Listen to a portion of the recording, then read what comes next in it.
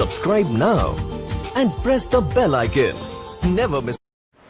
नमस्कार दोस्तों, अशोक IAS में आपका एक बार फिर से स्वागत है। जैसा कि आप लोगों ने देखा कि इस समय एग्ज़ाम का होड़ मचा हुआ है। बीएड का हो, समीक्षा अधिकारी का हो, या फिर खंड शिक्षा अधिकारी का हो, यूपी PCS का हो, ये सारे पेपर अब आयोजित हो रहे हैं। कुछ हो चुके हैं, कुछ हो रहे हैं। तो हमने देखा कि जो हमने पिछला वीडियो डाला है, जितना भी, चाहे क्लास का हो चाहे वीडियो का हो, खंड शिक्षा अधिकारी के बच्चों के लिए बहुत यूज़फुल रहा और उन्होंने इसकी अत्यधिक सराहना किया कि सर वीडियो तथा टेस्ट और कोचिंग जो क्लास नोट्स है उसके माध्यम से अधिकांश प्रश्न पेपर में आए हुए थे। तो इस प्रकार सहायता ये करिए कि जब तक लॉकडाउन है, कोई क्लासेस नहीं चल रही हैं, ऐसे वीडियो और बनाते रहिए ताकि हम लोग एग्ज़ाम में ज़्यादा लाभान्वित हो सकें। तो पिछला वीडियो जैसा इतिहास का रहा, भूगोल का रहा, संविधान का रहा, करंट अफेयर का रहा, आज सारी विषयों पर आधारित रहा। आज भी हम ऐसा एक वीडियो लेके आए हैं जो आपके एग्ज़ाम में हमेशा पूछा जाता है। खंड शिक्षा अधिकारी जो कि हो ही चुका, बेहतरीन ढंग से क्वेश्चन पूछा जा चुका है। और ऐसे ही जो अभी 13 अगस्त को समीक्षा अधिकारी का होने वाला है और अक्टूबर में PCS और IAS का होने वाला है, उनके लिहाज से बहुत इम्पोर्टेंट क्वेश्चन है। हमने देखा कि कई बार पेपर में यहाँ से सवाल खूब सारा आता है। दो ऐसे हमारे टॉपिक होंगे जो हम आपको बताने का प्रयास करेंगे। आज जो होगा उसका सबसे महत्वपूर्ण टॉपिक होगा जिसका नाम होगा पवने, जैसे पछुआ पवन, पूर्वा पवन, ये सब क्या है, कैसे हवा चलता है, कहाँ चलता है और उसका क्या प्रभाव पड़ता है। इसका ही दूसरा हमारा जो टॉपिक होगा वो हम आपको अगले वीडियोज़ में बताएंगे। वो होगा महासागरीय धारा, जिसे आप ओशन करंट कहते हैं। ये दोनों एक ऐसे पॉइंट हैं आपके एग्ज़ाम के लिए जो सर्वाधिक पूछे जाने वाले पॉइंट हैं। इसलिए हम चाहेंगे आपको कि आपको अधिकतम चीज़ें प्रोवाइड कराते चलें। तो आज जैसा कि आप लोगों की मांग थी और जैसा कि इसका इम्पोर्टेंस है, इन दोनों के लिहाज से हम आज जो आपके लिए लेकर आए हैं उसका सीधा सा नाम होगा वायुदाब तथा पवने। तो सीधा सा तात्पर्य ये है कि सर जो आप बता रहे हैं वायु दाब मतलब एटमॉस्फेरिक प्रेशर, और इसका जो दूसरा हमारा होगा इसका मतलब होगा पवन। ये कैसे बनता है, जिसे आप इंग्लिश में विंड्स कहते हैं। एटमॉस्फेरिक प्रेशर एंड विंड्स, ये दोनों है क्या। तो सबसे पहले जान लेते हैं। हमारी धरती पर दो सबसे महत्वपूर्ण तत्व हैं, एक महाद्वीप है और एक महासागर है। यदि हमारी धरती पर केवल महाद्वीप ही महाद्वीप होता, मतलब कि ज़मीन ही ज़मीन होता, तो शायद हमारे यहाँ की जलवायु कुछ और होती और शायद हम ना होते। और या फिर केवल महासागर ही महासागर होता तो फिर हमारे यहाँ की जलवायु कुछ और होती और हम ना होते। इन दोनों के कॉम्बिनेशन की वजह से इस धरती पर जीवन है। अब आपको हम बताते चलें कि आखिर वायुदाब है क्या।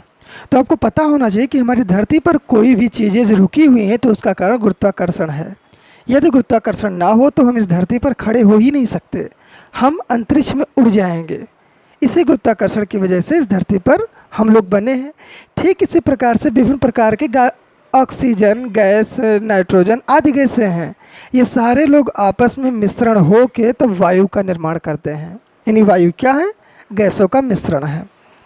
और जब गैसों का मिश्रण हो गया, वायु बन गया, तो ध्यान दीजिएगा ये वायुमंडल भी अगर जो धरती पर गुरुत्वाकर्षण ना होता तो हमारा वायुमंडल हमारी धरती को छोड़कर वो अंतरिक्ष में चला जाता। कैसे, जैसे चंद्रमा पर गुरुत्वाकर्षण ना होने की वजह से वायुमंडल नहीं है, ऐसे हमारे धरती पर होता। तो इसका मतलब ये हुआ कि जिस प्रकार हम गुरुत्वाकर्षण से इस धरती से संबद्ध हैं, ठीक उसी प्रकार से ये वायुमंडल भी इस गुरुत्वाकर्षण से संबद्ध है। इसका मतलब ये हुआ कि जैसे हमारा भार है 70 किलो 75 किलो आज होता है, अभी गुरुत्वाकर्षण खत्म हो जाए तो हमारा भार शून्य हो जाएगा। ठीक इसी प्रकार से वायुमंडल भी है, गुरुत्वाकर्षण के चलते ये भी धरती पर भार डालता है और इसी भार की वजह से धरती पर दबाव पड़ता है। जैसे हम लोग धरती को दबाते हैं वैसे वायुमंडल भी धरती को दबाता है और वायुमंडल के द्वारा इसी दाब के कारण ही इसको हम क्या कहते हैं, वायुमंडलीय दाब कहते हैं। क्लियर। यानी जैसे हम लोग धरती को प्रेस करते हैं वैसे वायुमंडल भी इस धरती को प्रेस करता है। प्रेस बोले तो दबाव करता है और उसी के द्वारा लगाया गया ये दाब ही वायुमंडल के द्वारा लगाया गया दाब या वायुमंडलीय दाब कहलाता है। ये वायुमंडलीय दाब आपको पता होगा, हम लोग एक मीटर है, और इस वायुमंडलीय दाब का जो मीटर होता है उसका हम लोगों ने नाम क्या रखा है, बैरो। और इसमें मीटर तो लगा ही देते हैं। इसी बैरोमीटर से हम लोग वायुमंडल का दबाव महसूस करते हैं, कहाँ पर कितना है। और ये दबाव जो हम महसूस करते हैं ये हम करते हैं मिली बार में करते हैं। यानी वायुमंडलीय दाब किस में नापा जाता है, बैरोमीटर से, और किस में मापा जाता है, उसकी मात्रक क्या है, तो क्या होगा, मिली बार होगा। अब समस्या इस बात की है कि सर कहाँ कहाँ पर वायुमंडलीय दाब अधिक होगा, कहाँ पर कम होगा। तो कहीं, हाँ याद रखिए, वायुमंडल का जो संबंध होता है वायुमंडल का, वो सीधे किससे होता है, बैरोमीटर से होता है। और जो बैरोमीटर है, इस बैरोमीटर का सीधे संबंध किससे होता है, तापमान से होता है। कैसे, आपसे अक्सर सवाल पूछा जाता है कि हमारे बैरोमीटर में क्या भरा होता है, पारा। क्लियर। जैसे ही जैसे तापमान बढ़ता जाएगा, बैरोमीटर में उपस्थित पारा भी लगातार ऊंचाई की तरफ बढ़ता जाएगा। और जैसे जैसे तापमान बढ़ता जाएगा, इसका मतलब गर्मी बढ़ती जाएगी, और जैसे जैसे गर्मी बढ़ती जाएगी इसका मतलब वहाँ की गैसें हल्की होती जाएंगी, और जहाँ की गैसें हल्की होती जाएंगी वो सारी गैसें ऊपर की ओर जाएंगी, और जहाँ की गैसें ऊपर की ओर चली गई उस जगह पर कैसा प्रेशर बन गया, लो प्रेशर। मतलब कि वायुमंडलीय दाब उस जगह पर कम हो गया। और वायुमंडलीय दाब एकदम कम हो गया तो इस दाब को भरने के लिए चारों तरफ से हवाएं आएंगी, और जब चारों तरफ से आएंगी तो पृथ्वी के घूर्णन के कारण वो नाचते हुए आएंगी। और जब हमारे हवा में चक्र हो जाता है तो उसको हम क्या कहते हैं, चक्रवात कह देते हैं। क्लियर होगा इतनी बातें। अब देखिए, इसका मतलब ये हुआ कि बैरोमीटर का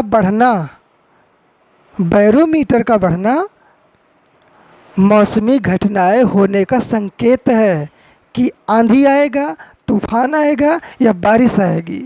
लेकिन जैसे जैसे तापमान कम होता जाता है तो बैरोमीटर में उपस्थित हमारा पारा भी नीचे चला जाता है, और जैसे जैसे पारा नीचे चलता जाएगा इसका मतलब तापमान कम हो रहा है, और तापमान कम हो रहा है मतलब ठंडी बढ़ रही है, ठंडी बढ़ रही है इसका मतलब गैसें अब ठंड हो रही हैं, और ठंडी होने की वजह से ये गैसें सिकुड़ रही हैं, और सिकुड़ने की वजह से धरती पर नीचे जा रही हैं।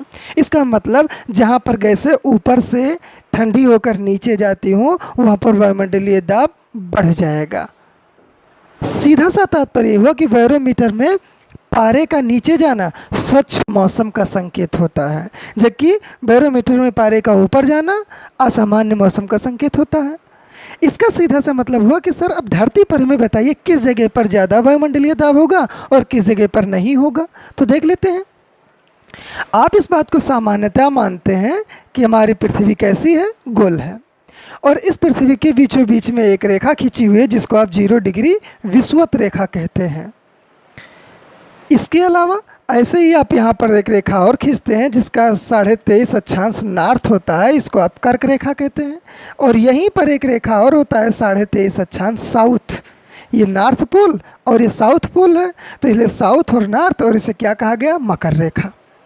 आप इस बात को बाकायदा जानते हैं कि हमारा जो सूरज है वो सालों माल किस रेखा पर चमकता है, भूमध्य रेखा पर, जबकि एक बार कहाँ चमकता है, कर्क रेखा पर, और एक बार कहाँ चमकता है, मकर रेखा पर। लेकिन जो हमारा ये ध्रुव होता है ये कभी यहाँ पर सीधी रेखा में चमक नहीं पाता है। याद रखिएगा। अब सूरज की लंबवत किरणें कहाँ पर पड़ेंगी, भूमध्य रेखा पर।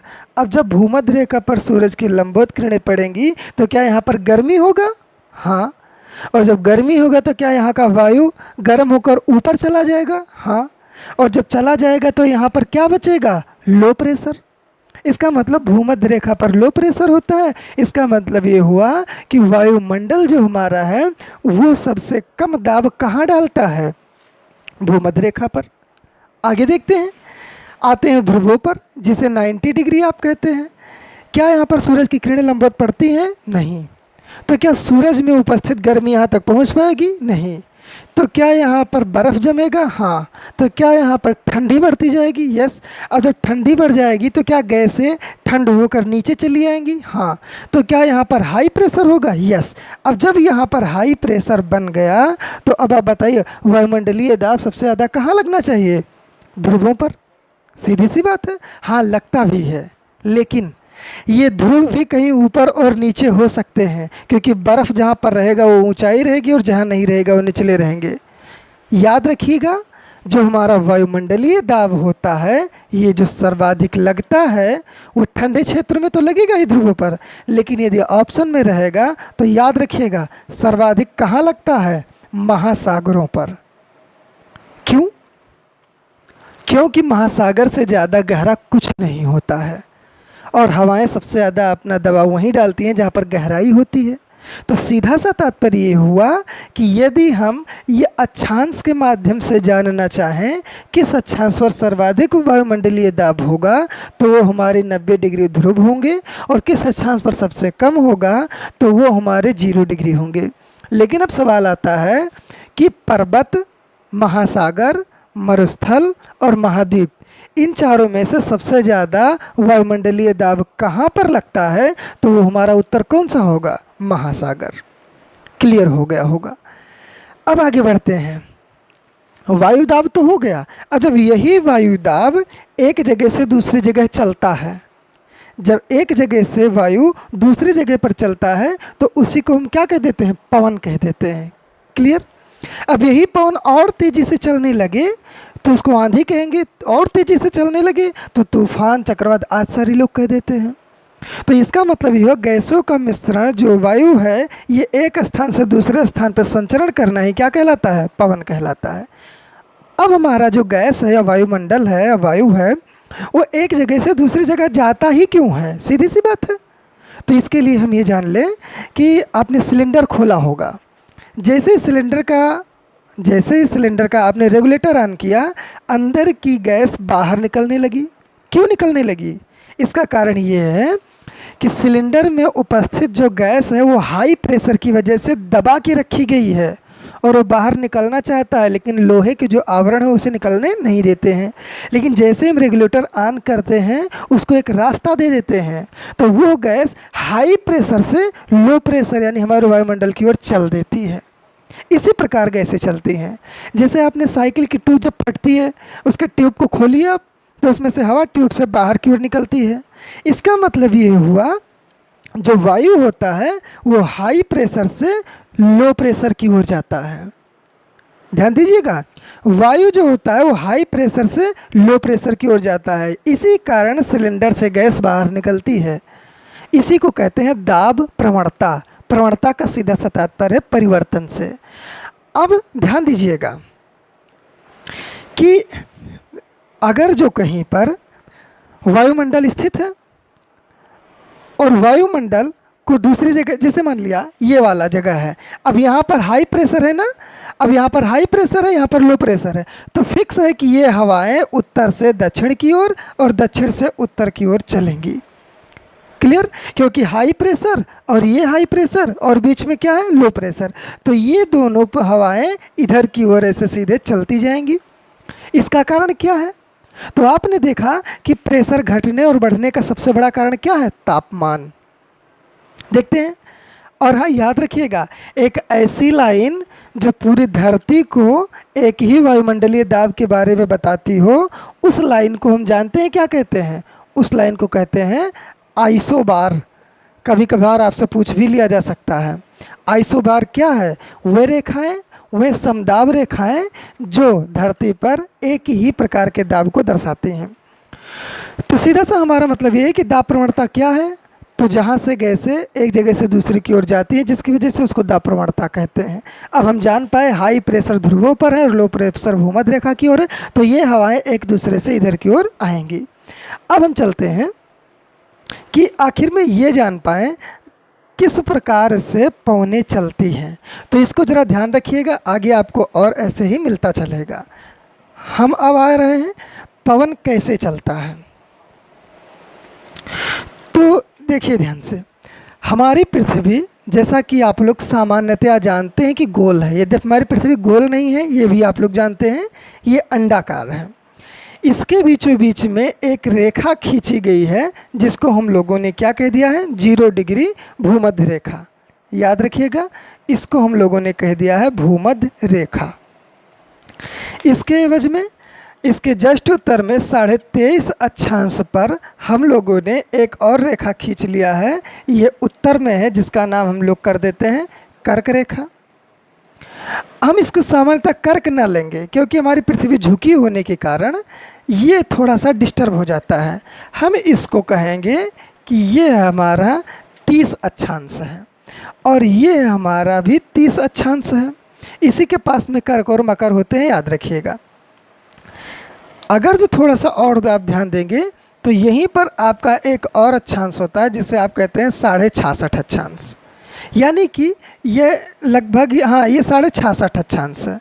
ये नॉर्थ है जिसे आप क्या कहते हैं, आर्कटिक वृत्त कहते हैं। और इसे यहाँ पर भी एक ऐसे ही रेखा है, इसको क्या कहते हैं आप, अंटार्कटिका वृत्त, यानी अंटार्कटिक वृत्त। ये भी 66.5 अक्षांश है। अब ये 66.5 साउथ है और ये नॉर्थ है। ये रहा हमारा 90 पोल और ये रहा हमारा 90 साउथ पोल, ये साउथ और ये नॉर्थ। अब आप ज़रा ध्यान से देखिएगा पवनें कैसे चलती हैं और क्यों चलती हैं। तो देखिए, आप सामान्यतः इस बात को जानते हैं कि जो हमारा सूरज है वो 2 बार, कौन कौन सा, 21 मार्च और 22 दिसंबर को भूमध्य रेखा पर चमकता है। लेकिन ये हमारा सूरज कभी ना तो उत्तरी ध्रुव पर चमक पाता है और ना दक्षिणी ध्रुव पर चमक पाता है। सीधा सा तात्पर्य हमारा ये है कि यहाँ पर हमारा क्या बनेगा, हाई प्रेशर, और यहाँ पर क्या बनेगा, हाई प्रेशर, जबकि यहाँ पर क्या बनेगा, लो प्रेशर। क्यों, आप जान पाए कि यहाँ पर तापमान अधिक होने की वजह से सारी गैसें ऊपर की ओर चली जाती हैं, और जब गैसें ऊपर की ओर चली जाती हैं तो यहाँ पर लो प्रेशर बन जाता है, और जब लो प्रेशर बन जाता है तो इसी के आसपास एक शांत पेटी बन जाती है, और इस शांत पेटी को आप लोग अंग्रेजी में कहते हैं डोल ड्रम। यानी डोल ड्रम कहाँ पाया जाता है, भूमध्य रेखा के आसपास लो प्रेशर में पाया जाता है। अब ध्यान से देखिएगा पवनें कैसे चलती हैं। इस हाई प्रेशर से हवाएं, ध्यान से देखिएगा, इस हाई प्रेशर से हवाएं भूमध्य रेखा की ओर चलेंगी। कैसे, जरा देखिए, ये देखिए, ये हवाएं ऐसे चल रही हैं भूमध्य रेखा की ओर। क्यों, क्योंकि यहाँ पर लो प्रेशर है और यहाँ पर हाई प्रेशर है। ठीक इसी प्रकार से ये हवाएं इधर की ओर, दक्षिण से उत्तर की ओर चलेंगी। आप ध्यान से देख रहे हैं कि ये चल रही हैं। तो मतलब ये हुआ कि पवनों का चलने का सबसे बड़ा कारण क्या है, दाब प्रवणता, क्योंकि यहाँ पर दाब कम है और यहाँ पर दाब ज़्यादा है। क्लियर। अब हम दूसरे प्रकार की ओर चलते हैं कि आखिर में, अभी आप देखिएगा, आपको ऐसी चीज़ें मिलेंगी कि जो शायद आपके दिमाग में कभी आज से पहले आया ही नहीं रहा होगा। ध्यान दीजिएगा, इसी की वजह से चलते हैं। अब दूसरा सवाल आता है, चलती तो सर ठीक है, समझ में आया कि हाँ हवाएं चलती हैं, लेकिन मुड़ती कैसे हैं। क्या ये हवाएं ध्रुवों से चलने वाली भूमध्य रेखा तक पहुंचती हैं? क्या दक्षिणी ध्रुव से चलने वाली हवाएं भूमध्य रेखा तक पहुंचती हैं? तो आपका उत्तर होगा ना, ये हवाएं कभी ध्रुवों तक पहुंचती ही नहीं हैं। सर इस तरह क्या है और क्यों है, जरा ध्यान से सुनिएगा, ध्यान से सुनिएगा। भूमध्य रेखा पर हवाएं क्या होता है, भूमध्य रेखा, पहले ये जान लेते हैं कि हवाएं मुड़ते कैसी हैं। तो आपको पता होगा, यदि आप जानते हो तो, एक नाम था जिसका नाम था कोरियोलिस। कोरियोलिस, ये एक वैज्ञानिक थे फ्रांस के। इन्होंने क्या बताया कि जब कोई हवा दक्षिणी गोलार्ध से उत्तरी गोलार्ध में भूमध्य रेखा की ओर जाएगी तो याद रखिएगा हमारी पृथ्वी किधर की ओर घूम रही है, ईस्ट टू वेस्ट या वेस्ट टू ईस्ट, वेस्ट, याद रखिएगा, पश्चिम से पूर्व की ओर घूम रही है।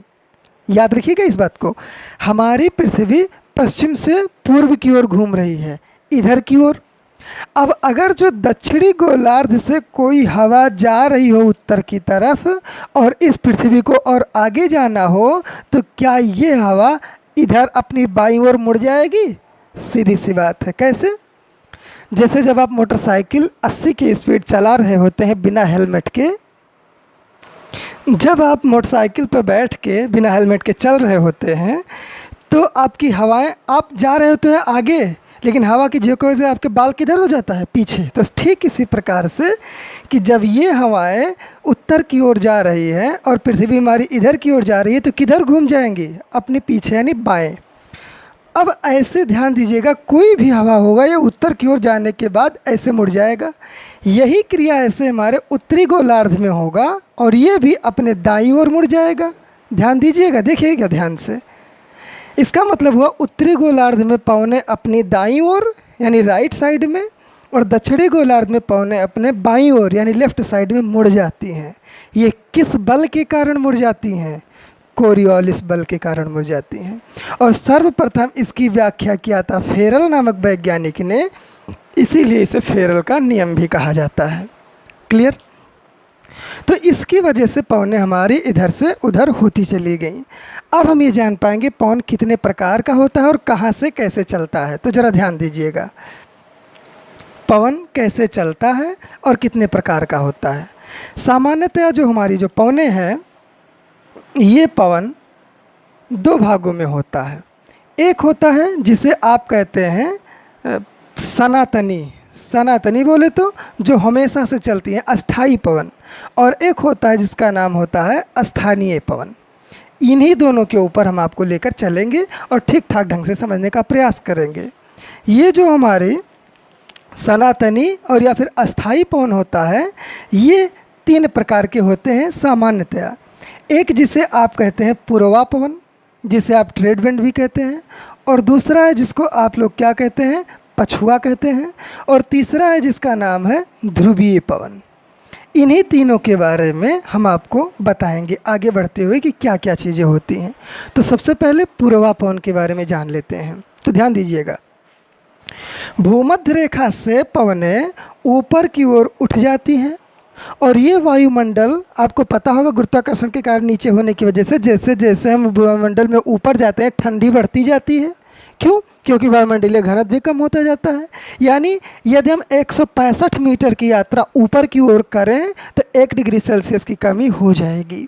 इस प्रकार धरती से ऊंचाई पर जाने पर ठंडी बढ़ती है। तो ध्यान दीजिए, अब जब ये हवाएं ध्रुवों से आने वाली भूमध्य रेखा की ओर पहुँचेंगी तो वहाँ पर गर्म होकर ऊपर चली जाएंगी, और जब ऊपर चली जाएंगी तो वहाँ पर ठंडी हो जाएंगी, और ठंडी होने के बाद ये पवनें नीचे की ओर उतरेंगी। तो हमारी पृथ्वी अपनी अक्षांश पर झुकी होने के कारण और अपने अक्ष पर घूमने के कारण ये हवाएं जो ऊपर की ओर उठी थी, ये जाके कहाँ पर गिरेंगी? मकर रेखा के पास और कर्क रेखा के पास। याद रखिएगा, भूमध्य रेखा से गर्म होकर ऊपर उठने वाले हवाएं पृथ्वी के घूर्णन के कारण 30 अक्षांश उत्तर और 30 अक्षांश दक्षिण में आकर उतरती हैं।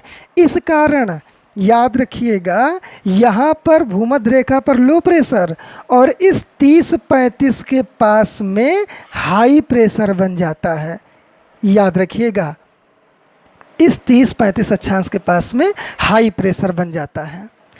अब इस हाई प्रेशर पर जब हवाएं पहुंचती हैं तब ये दो तरह से गमन करती हैं। देखिएगा, एक, जब उत्तरी गोलार्ध से हवाएं आती हैं तो ये अपने मूल दिशा से उत्तरी गोलार्ध में दाहिनी ओर मुड़ गईं। ज़रा ध्यान से देखिएगा। और ठीक इसी प्रकार से जो हवाएं दक्षिणी गोलार्ध से जाती थी वो अपने बाईं ओर मुड़ गईं। क्लियर? ये हवाएं हमेशा 15 से लेकर 25 किलोमीटर प्रति घंटे के हिसाब से 12 मास चला करती हैं। और ये हवाएं पूरब, ये तो पूरब ही है और ये पश्चिम है, तो पूरब से आने के कारण ये हवाएं कौन सी हवा कहलाती हैं? पूर्वा हवा कहलाती हैं। क्लियर होना चाहिए ये बात, ठीक है? अगर जो ना समझ में आए तो वीडियो को फिर से प्ले करके देख सकते हैं आप कि अब इधर से आने के कारण ये अपनी दाईं तरफ और ये अपनी बाईं तरफ मुड़ गए। दूसरी बात ये है कि जब ये हवाएं मुड़ रही होंगी तो हम आपको एक उदाहरण के तौर पर बताएं, ये आपका अफ्रीका महाद्वीप है, क्लियर।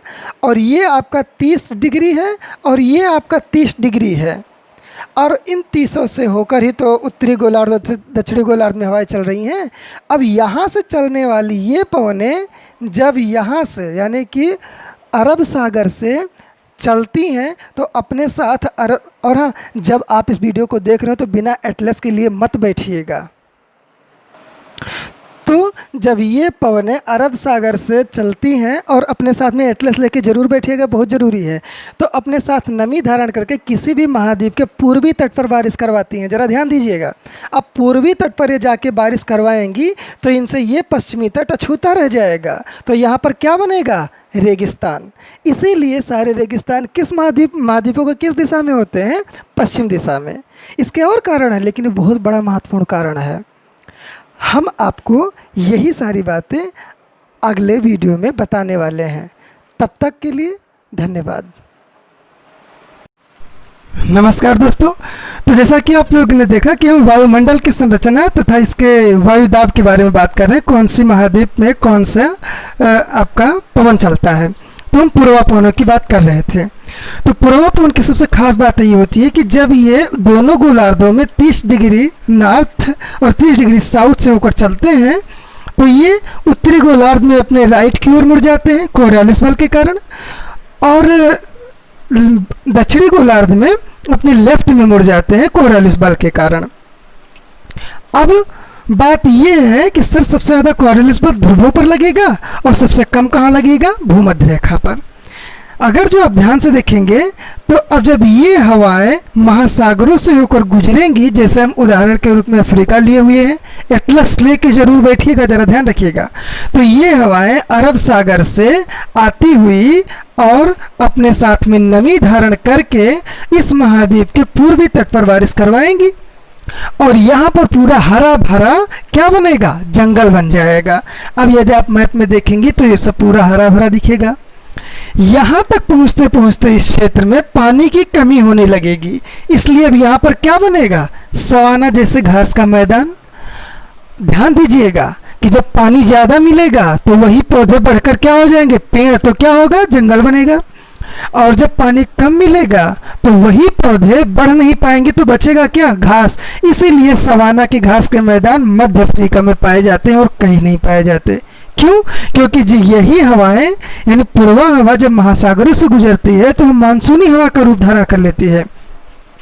वो हवा महाद्वीप के पूर्वी तट पर घोर बारिश करवाती है, इसलिए जंगल होते हैं।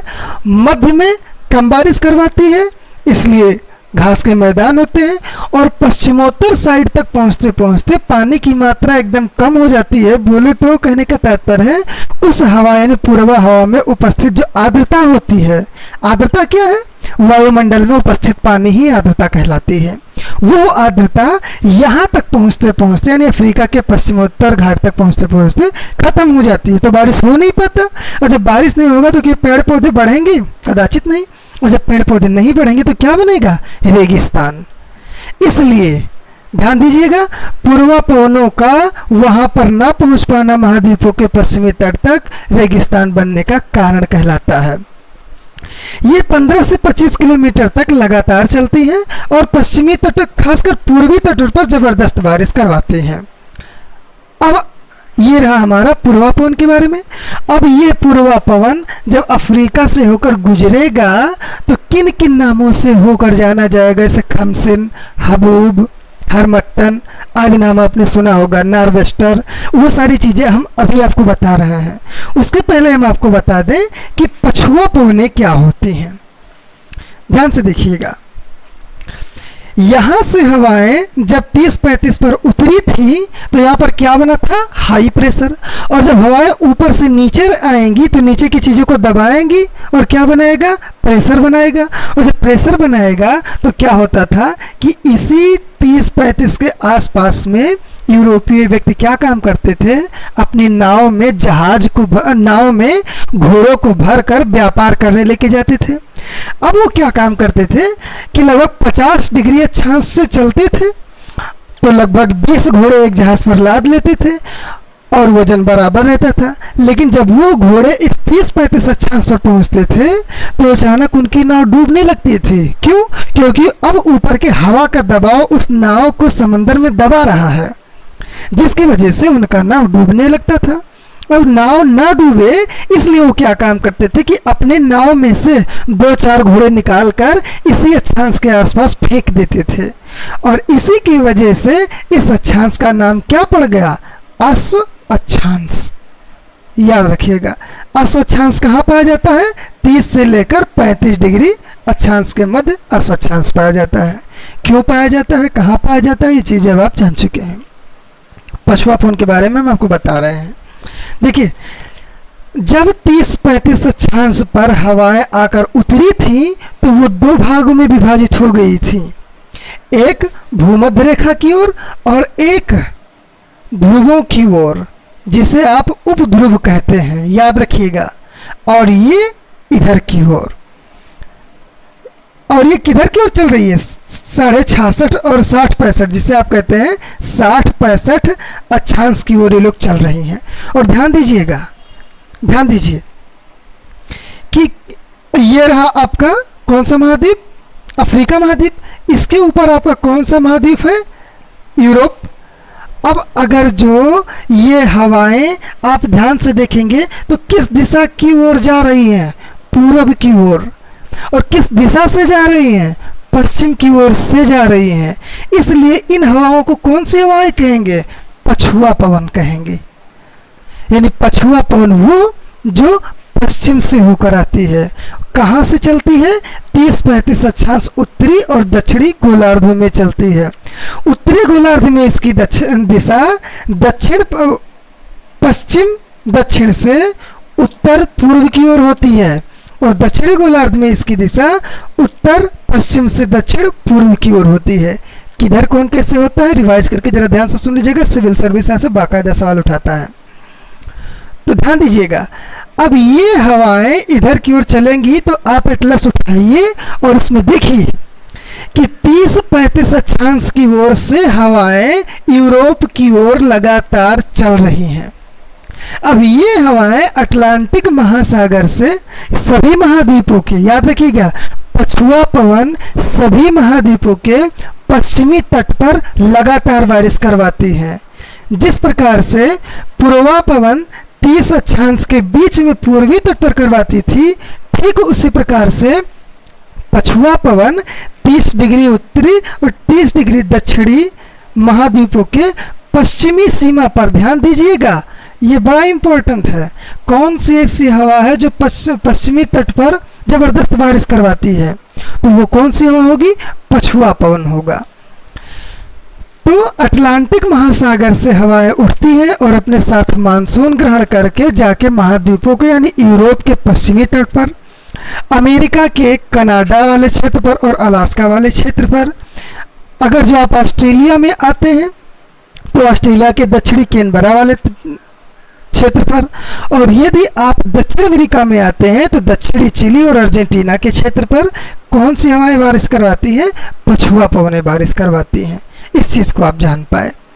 ध्यान से देखिएगा, उत्तरी गोलार्ध में सभी महाद्वीपों का 75% भाग जमीन पाया जाता है, जबकि 25% भाग जमीन दक्षिणी में पाया जाता है।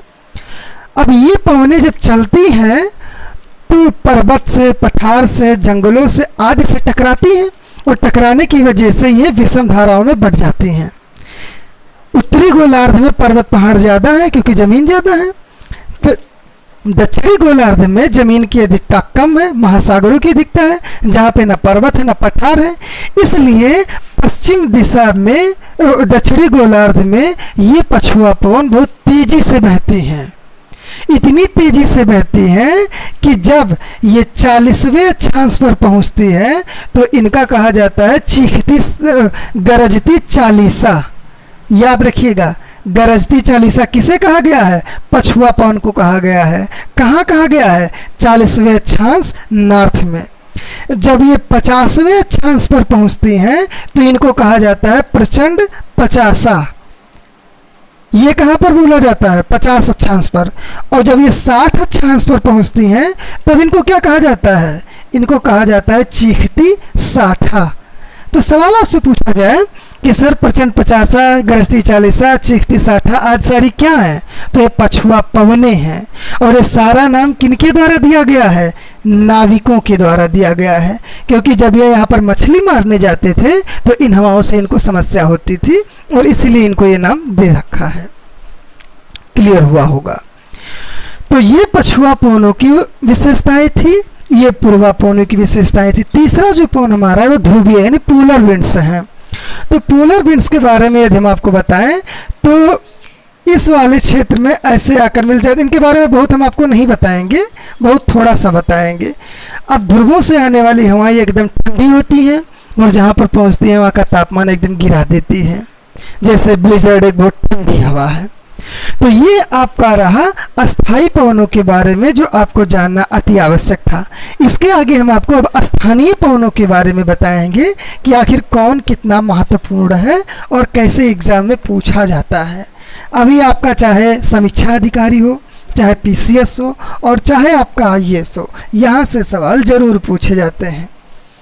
देखिए अब हमारा जो टॉपिक है उसका नाम है स्थानीय पवन, इन लोकल विंड्स। ये क्या होते हैं? यही जो पछुआ और पूर्वा पवने होते हैं, ये जब किन्हीं खास देशों से होकर गुजरने लगते हैं तो उन देशों को विभिन्न प्रकार के नामों से जाना जाता है। उन देशों को कैसे, हम आपको एक छोटा सा मैप बनाकर दिखा रहे हैं, शायद आपको ज़्यादा समझ में आए। ये आपका अफ्रीका महाद्वीप है। आप बहुत आसानी से इस महाद्वीप को जानते हैं। ये अफ्रीका रहा।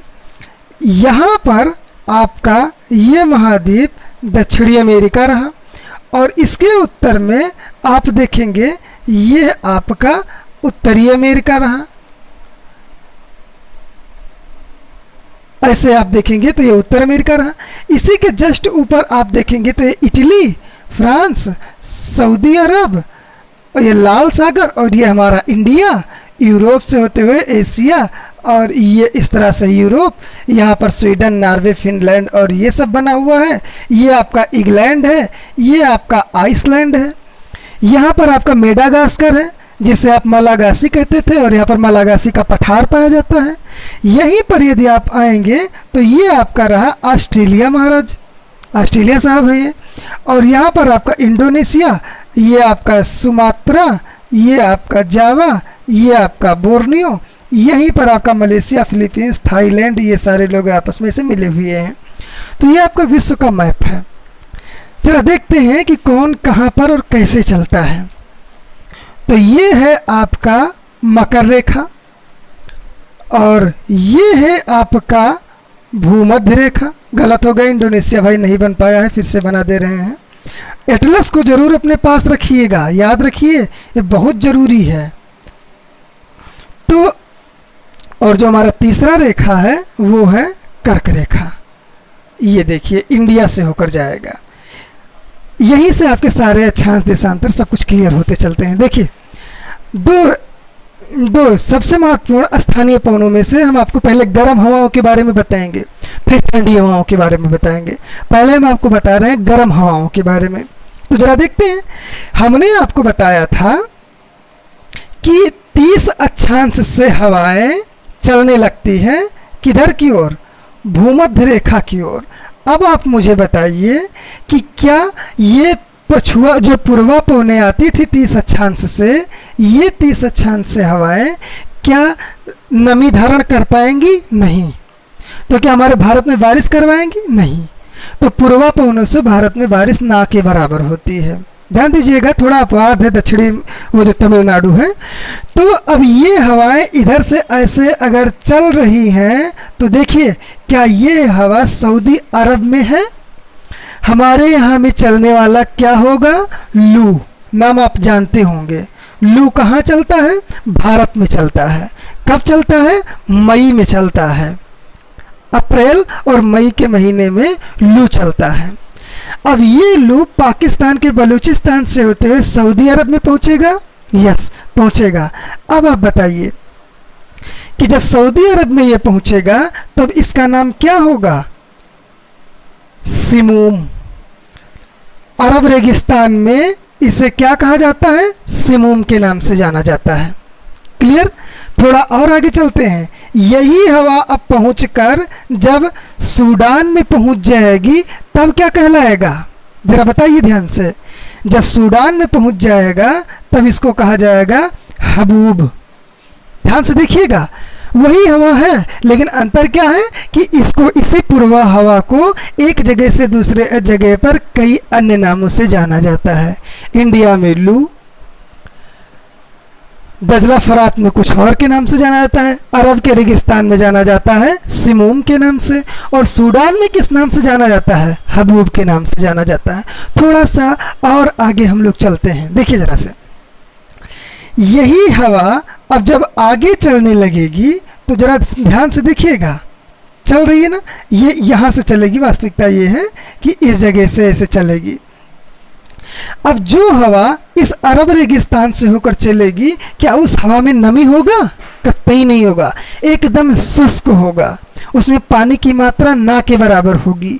जबकि इस जगह पर एक तट है आपका जिसका नाम है गिनी, नाम आपने सुना होगा।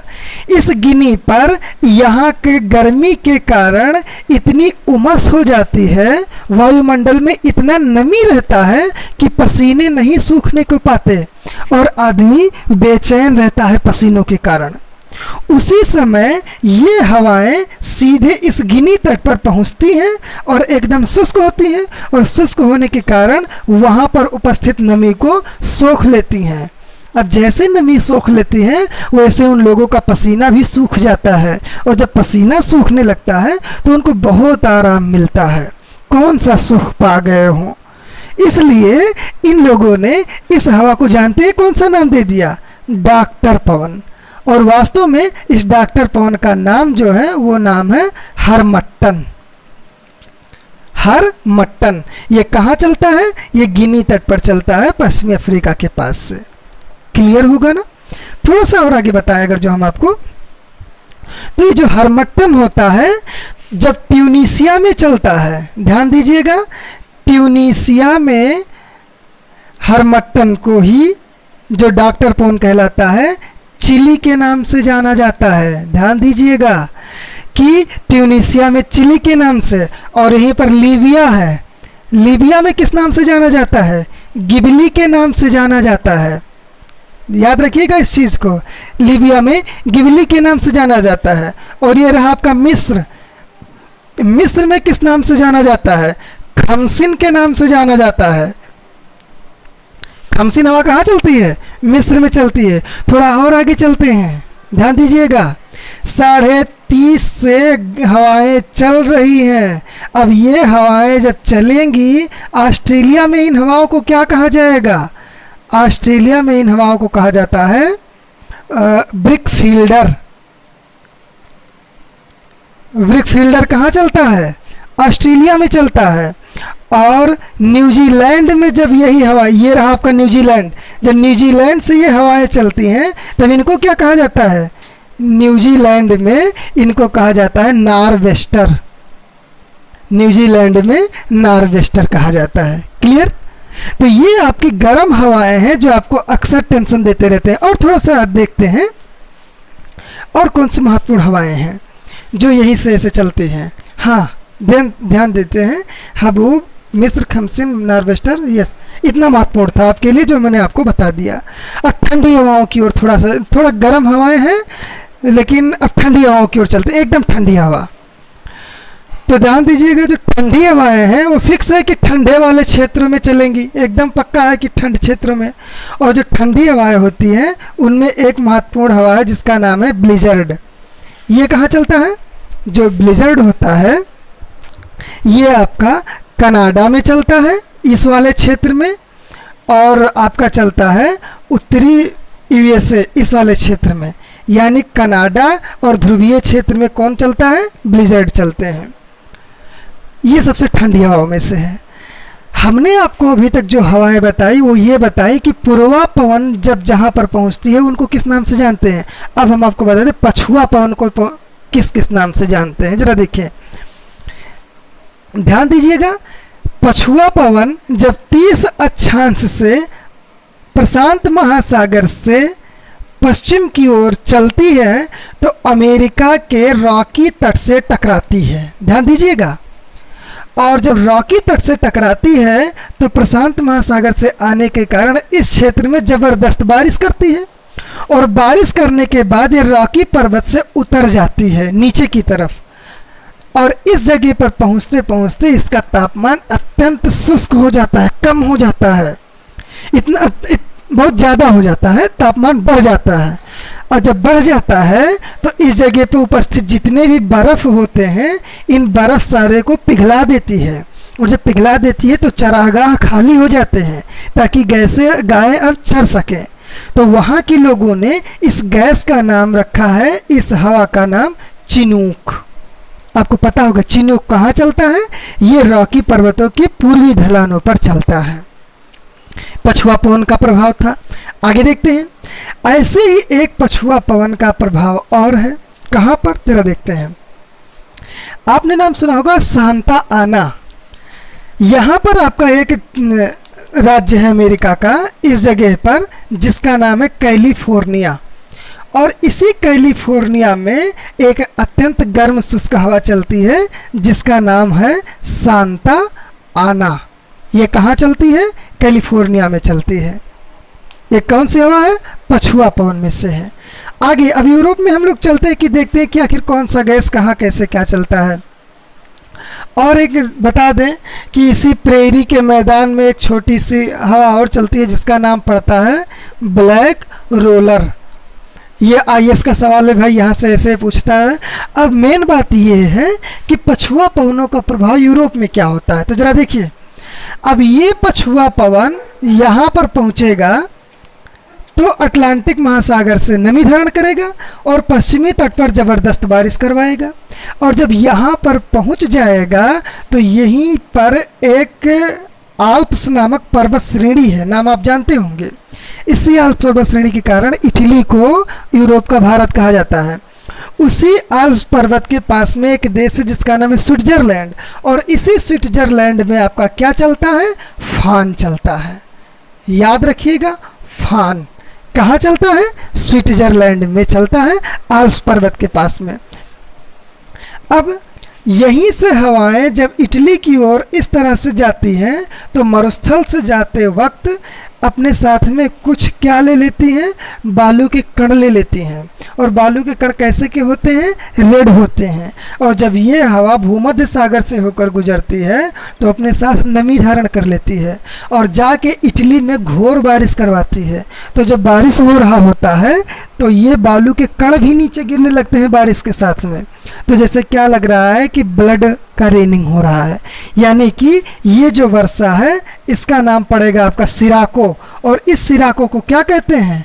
ब्लड रेनिंग, यानी कि रक्त वर्षा के नाम से भी जानते हैं। तो रक्त वर्षा कहाँ होती है? इटली में होती है।